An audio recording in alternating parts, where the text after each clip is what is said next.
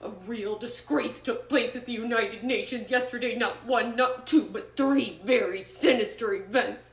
First, the escalator going up to the main speaking floor came to a screeching halt. It stopped on a dime. It's amazing that Melania and I didn't fall forward onto the sharp edges of the steel steps face first. It was only that we were each holding the handrail tightly, or it would have been a disaster.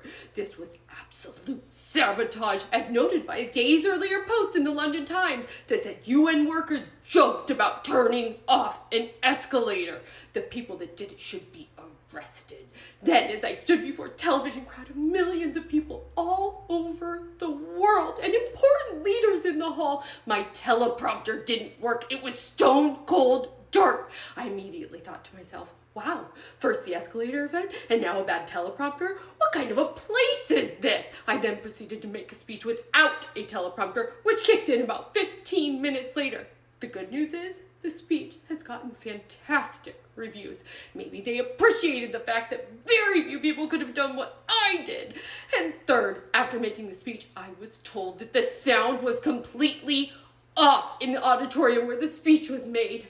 That world leaders, unless they used the interpreter's earpieces, couldn't hear a thing. The first person I saw at the conclusion of the speech was Melania, who was sitting right up front. I said, "How did I do?" And she said, "I couldn't hear a word you said."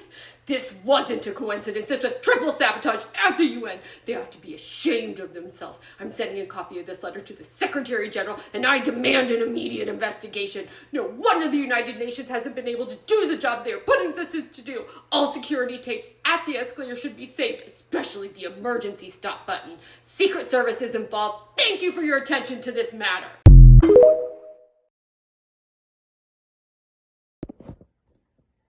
Yeah.